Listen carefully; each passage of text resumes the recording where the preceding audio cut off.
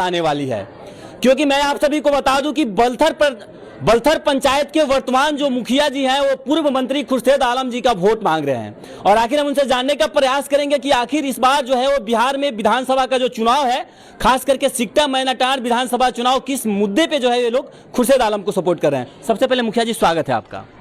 आपके चैनल के माध्यम से मैं आपके सभी दर्शकों को प्रणाम करता हूं, नमस्कार करता हूं, अभिनंदन करता हूं।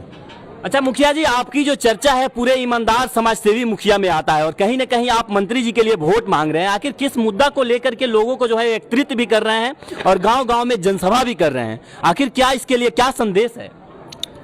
इसके लिए हम हर जगह बैठक कर रहे हैं, हर गांव में बैठक कर रहे हैं, नुक्कड़ सभा कर रहे हैं। उसका रीज़न एक ये है कि वो बिल्कुल ईमानदार, छवि के, कर्मठ और विकास करने वाले पुरुष हैं। उनके अंदर किसी भी तरह का भेदभाव नहीं रहता है। वो कभी भी जात पूछ के, किसी का धर्म पूछ के किसी का काम आज तक नहीं किए हैं। उनका एक ही मकसद है, मानव सेवा। चूँकि उनके हम आवास पे गए थे पटना, जिस समय वो मंत्री थे, उस दौर में हमने देखा है कि चाहे कोई अमीर हो, चाहे कोई गरीब हो, चाहे कोई दलित हो, पिछड़ा हो, अल्पसंख्यक हो, सब के लिए एक समान भोजन की व्यवस्था होती थी और सारे लोग एसी हॉल में ही सोते थे। ऐसा नहीं है कोई बड़ा है तो वो एसी में सोएगा, कोई छोटा है तो वो नॉन एसी में सोएगा, सारे लोग एसी में सोते थे।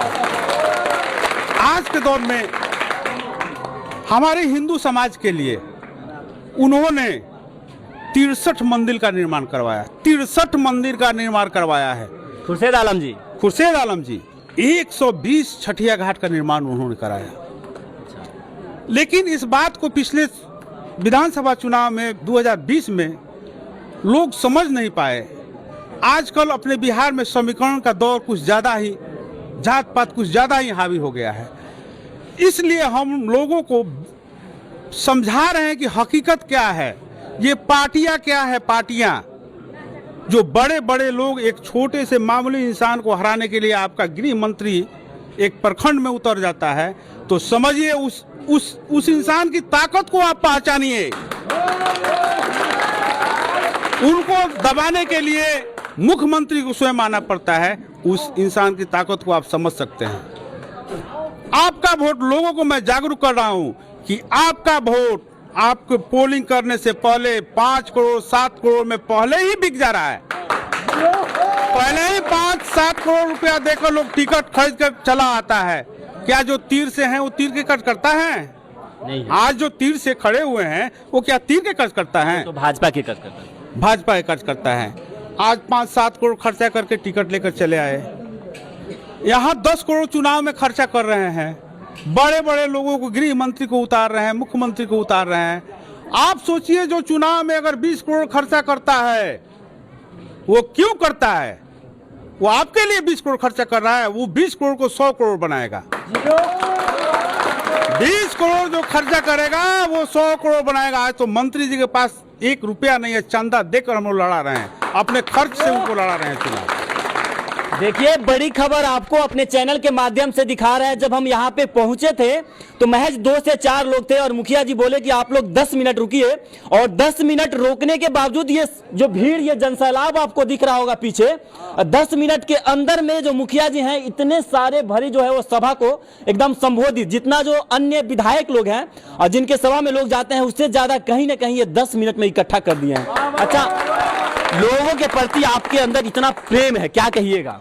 इसलिए कि हम पूरे समर्पण भाव से लोगों के लिए काम करते हैं। आज जो हम विधानसभा में मंत्री जी का जो प्रचार प्रसार कर रहे हैं, उनको जिताने की अपील कर रहे हैं, उनके पीछे भी इन्हीं लोगों के भलाई का मकसद है।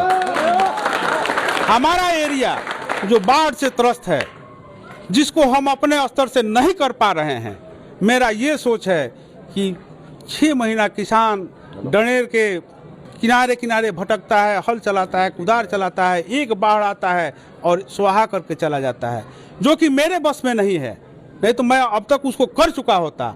तो आज इसके लिए कहा हूँ कि जब हमारे विधायक जीतेंगे तो हमारे बाढ़ का समस्या का समाधान होगा। अच्छा, आपके पड़ोस में ही एक मुखिया जी हैं जो 20 वर्षों से मुखिया जी हैं और वो दूसरे पार्टी का जो है वो झंडा लेके घूम रहे हैं, उनके बारे में क्या कहिएगा? बड़ा बेहतरीन सवाल आप किए, लेकिन सवाल थोड़ा सा अधूरा रह गया। अधूरा इस मायने में है कि सिर्फ 20 वर्ष के मुखिया ही नहीं है, 20 वर्ष के एक विधायक जी भी हैं जिनके सुपुत्र चुनाव लड़ रहे हैं। आप कभी दौरा कीजिएगा और संजोग से दोनों गांव का नाम शिकारपुर है, ना आपको इस शिकारपुर में जाने का रास्ता मिलेगा और ना आपको उस शिकारपुर में जाने का रास्ता मिलेगा। आप लोगों में से कोई डीके शिकारपुर गया है? कभी बरसात में जाकर देखिए, आपको बाइक या 4 व्हीलर लगा के पैदल जाना पड़ेगा, यहाँ तक जींस टूंग के पैदल आपको जाना पड़ेगा। जहाँ से जिस शिकारपुर से 5-5 MP और विधायक रह चुके हैं, उस गांव का ये हाल है। जहाँ जो कहते हैं कि हम 4 टर्म के मुखिया हैं, उस गांव का विकास आप जाके देखिए। एक भी सड़क नहीं है, एक भी नाला सही नहीं है।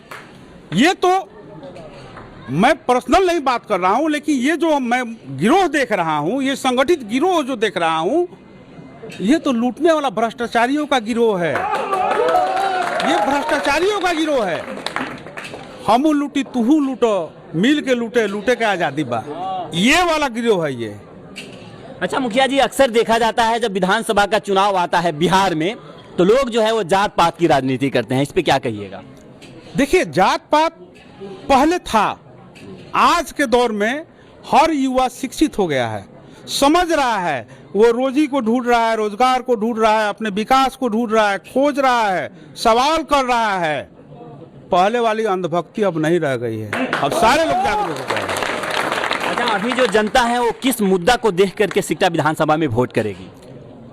सिकटा विधानसभा में वोटिंग सिकटा के विकास के स्तर पर होगा और सिकटा वर्सेस शिकारपुर का लड़ाई है। इसमें सिकटा को विजय बनाएगी सिकटा की जनता, सिकटा की। अच्छा मुखिया जी, जाते जाते आपके क्षेत्र को जो जनता है उनको क्या संदेश दीजिएगा?